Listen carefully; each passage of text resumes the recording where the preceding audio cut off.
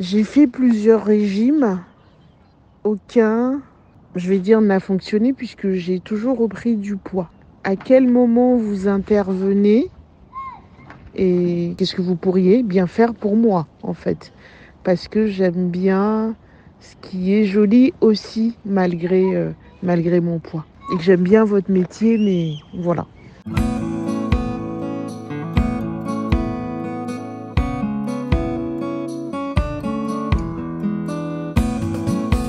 Hello Caroline, merci pour ta question. Alors, avant d'aborder l'explication du phénomène des régimes et de l'effet yo-yo, je vais t'expliquer un petit peu ce que peut faire une esthéticienne et une neuroesthéticienne. L'esthéticienne va pouvoir, même avant même que tu commences à travailler sur la perte de poids, qui n'est pas notre travail, mais on va pouvoir, l'esthéticienne par ses soins, va pouvoir te connecter à ton corps. Je t'ai expliqué comment choisir une esthéticienne empathique, à l'écoute. Donc l'esthéticienne va te proposer une connexion par ses massages, par son toucher, par son accueil, va te permettre de te réapproprier la dimension de ton corps. Donc ça, c'est la première chose que peut faire une esthéticienne, même avant que tu commences à perdre du poids et à aller vers ton poids de forme. J'aime pas dire perdre, on va dire plutôt aller vers ton poids de forme, qui là va être un travail différent.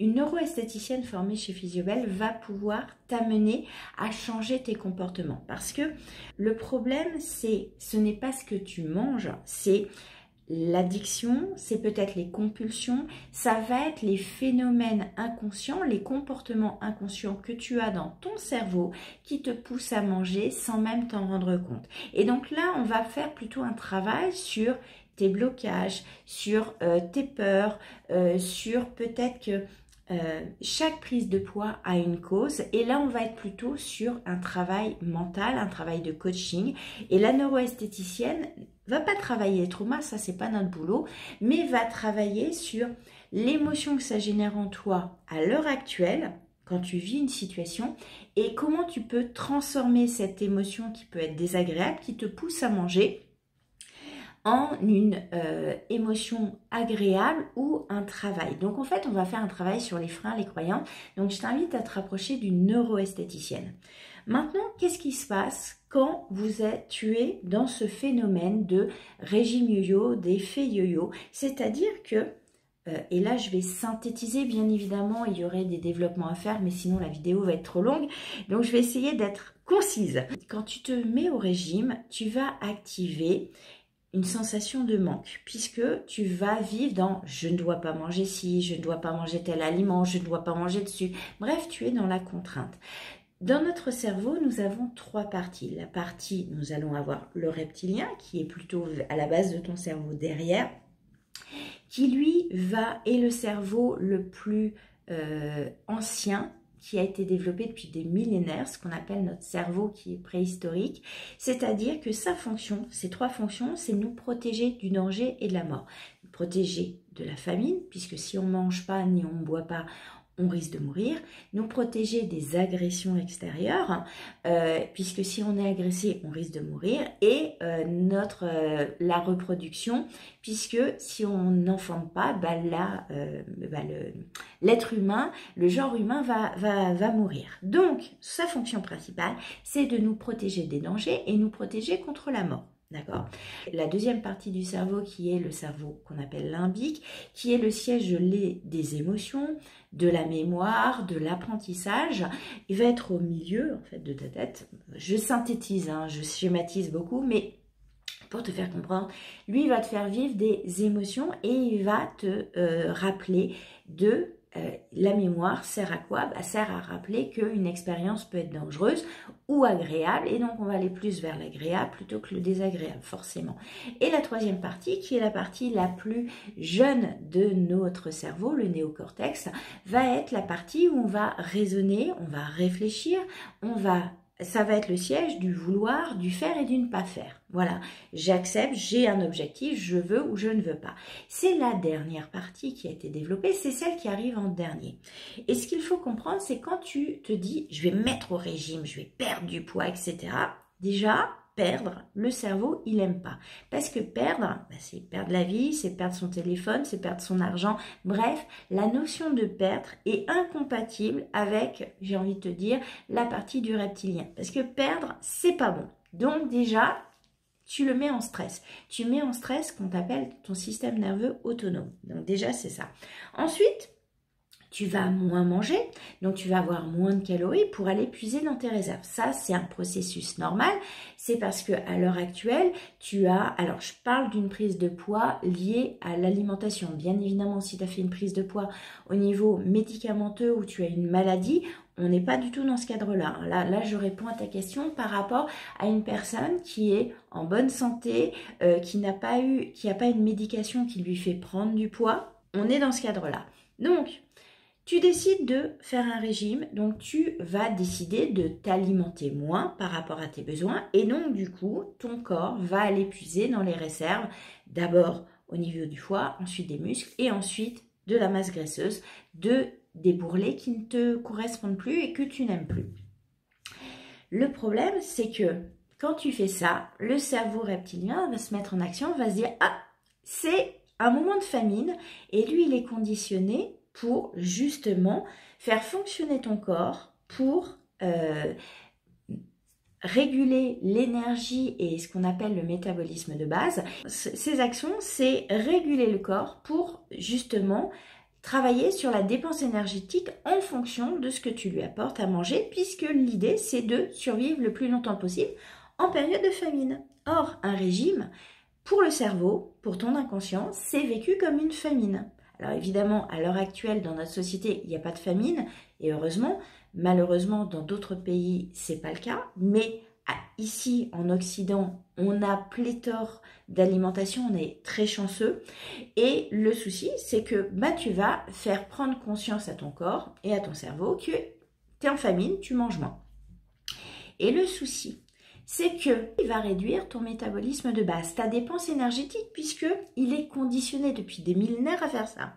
Et donc, il va se mettre en veille. C'est un peu comme la chaudière en été qui se met en économique, puisqu'il y a moins besoin de dépenser.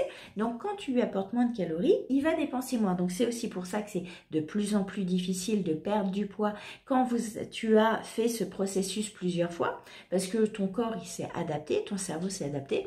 Et la deuxième chose, c'est que le cerveau reptilien est en lien avec ton limbique. Et comme je te disais, on ne vit pas une vraie famine, on est dans un environnement où il y a pléthore d'alimentation et pléthore de choses sucrées, des choses qui peuvent attirer. Le cerveau limbique va prendre le pas et va t'envoyer des signaux de « Oh, regarde la belle glace, oh, regarde le petit cochonaille ». Je ne sais pas à quoi tu es friande, mais du coup, au fur et à mesure de l'avancée de ton régime restrictif, ton cerveau reptilien il dit mais ça va pas du tout, elle est en train de me mettre en famine, je suis obligée de puiser dans mes réserves et c'est dangereux pour ma survie, donc tu vas le mettre en stress et le cerveau limbique qui voit qu'il y a quand même de l'alimentation autour, va t'envoyer des images pour te faire craquer. Et le problème c'est que quand tu as décidé de faire un régime, c'est ta volonté, c'est ton néocortex qui prend le pas. Sauf que je décide de faire ou ne pas faire, non, je ne vais pas manger tel ou tel aliment, je vais me restreindre.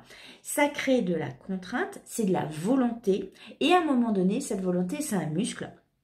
Et comme tes deux autres parties du cerveau sont beaucoup plus anciennes et contrôlent ton inconscient et ton système nerveux autonome, et c'est comme ça que tu vas recraquer, tu vas replonger parce que ton cerveau limbique va t'envoyer des petites images, la saveur, bonne glace, tu vois le petit chocolat, et tu vois, tu te projettes dans le pic de dopamine, l'hormone du plaisir qui va être générée par cette alimentation, et donc tu vas craquer. Le souci, c'est que quand tu craques, le reptilien, qu'est-ce qu'il va faire? Il va faire vite, vite, vite, on va faire des réserves, mais on va en faire encore plus, parce que s'il lui arrive l'idée de recommencer ses bêtises, à me mettre en famine alors qu'il y a du pléthore d'alimentation à côté de moi, je vais en prendre un peu plus, donc 10% de plus. Et c'est comme ça qu'au fur et à mesure de cette restriction et de ces régimes, tu vas augmenter ton poids. C'est pour ça que c'est totalement contre-productif. Alors, voilà, je t'ai résumé grosso modo ce qui se passe dans ton inconscient et ton cerveau quand tu te mets en régime. Alors tu vas me dire, oui mais comment je fais pour perdre mon poids? Ben, c'est là qu'intervient la neuroesthéticienne. La neuroesthéticienne, qu'est-ce qu'elle va faire? Elle va travailler sur justement, non pas te mettre au régime, donc l'idée c'est de travailler sur pourquoi tu as envie de manger plus que tes besoins. Et donc, on va te reconnecter à ta faim. On va te faire faire des exercices pour reconnecter à est-ce que j'ai encore envie de manger? Est-ce que cette envie de manger là maintenant, ce donut ou n'importe quel type de nourriture, est-ce que c'est une envie de manger? Est-ce que j'ai vraiment faim? Et donc là, l'idée, ça va être de faire des exercices pour reconnecter à ta faim. Ou est-ce que c'est pour masquer une émotion? Ou c'est pour gérer une émotion que je n'arrive pas à gérer? Et donc là, la neuroesthéticienne va t'apprendre à gérer tes émotions. Parce que si tu arrives à gérer l'émotion désagréable qui te pousse à manger, par exemple, moi, je vais te parler de moi, quand j'étais petite, quand j'allais pas bien, ma grand-mère me donnait une glace, un bonbon, un chocolat. On était à la frontière belge, on avait les chocolats belges pléthore. Et donc, du coup, j'ai associé que quand je me sens triste ou quand je vais pas bien, eh ben, la solution, c'est de manger. Or, c'est pas du tout ça. L'idée, c'est d'accueillir l'émotion désagréable quand je me sens triste et de voir ce qu'il me manque. Mais en fait, c'est pas de la nourriture qui me manque. C'est peut-être un câlin, c'est peut-être une attention. Et donc, la neuroesthéticienne va, par son processus de coaching, t'apprendre à gérer ces moments-là qui te font manger. Et donc, on ne parle pas de régime, on va parler de te reconnecter à ta sensation de faim, à ta sensation de satiété, à tes émotions, à tes peurs. Peut-être des fois on mange parce qu'on a peur, des fois on mange parce qu'on se sent, on se sent pas capable de supporter les situations, les événements qui sont dans notre vie, et donc du coup on mange pour inconsciemment se sentir forte, voilà, et donc on va prendre du poids. Voilà, il y a multiples raisons pourquoi tu as pris du poids. Mais je t'invite vraiment à sortir de cette spirale infernale des régimes et de cet effet yo-yo, parce que ce n'est pas la solution. La solution n'est pas dans un régime restrictif. Donc je t'invite à connecter avec une neuroesthéticienne et entamer ce process. Mais oui, on peut être belle, et l'idée c'est pas de devenir filiforme, hein, bien évidemment, c'est d'atteindre ton poids de forme. Et mon poids de forme, parce que je sais que des fois on me dit ah ben oui, t'es bien en chair, etc. Mon poids de forme n'est pas de faire un 36, n'est pas d'être comme ça, parce que quand j'ai moins de poids que ce que j'ai actuellement, eh ben je ne suis pas en forme, je n'arrive pas à être motivée pour faire mes actions, je n'ai pas cette forme, cette dépense, cette énergie que j'ai quand je suis comme ça. Donc, peu importe, j'ai envie de te dire, le poids de forme que tu vas atteindre, il est le tien, et on n'est pas à être normé, on n'a pas à être tous pareils, filiformes, comme on voit dans les photos photoshopées, c'est l'irréalité. Chacun, on a notre poids de forme et ce poids de forme, c'est ce poids de santé, c'est je dépense, j'ai une patate d'enfer tous les matins pour me réveiller, pour faire la vie qui m'inspire, pour atteindre les objectifs que j'ai envie, pour créer la vie de mes rêves. Et la vie de tes rêves va pas être la vie d'une personne qui est plus fine que toi, et c'est ok, j'ai envie de te dire. Par contre, quand on a trop de poids, ça peut nous amener à un poids qui va entraîner des problèmes de santé, et du coup tu ne seras pas en forme, du coup tu n'auras plus d'énergie. C'est ça qu'on veut travailler, c'est ça qu'on veut te faire dépasser, et ça va passer par un travail de neuroesthétique. Voilà, je sais que ces vidéos sont un peu longues, mais c'est difficile de te répondre de manière concise. J'espère que ça t'apporte de la valeur et que ça te donne une lueur d'espoir, parce que oui, tu peux sortir des régimes yo-yo, oui, il y a plein de solutions, et je t'invite à te mettre en action. En tout cas, je t'embrasse et je te dis à très très vite pour une autre vidéo. Si vous avez évidemment des questions, vous aussi, que vous avez envie que je vous y réponde, mettez-les en commentaire, et je vous retrouve très très vite dans une autre vidéo où je répondrai avec plaisir à toutes vos questions.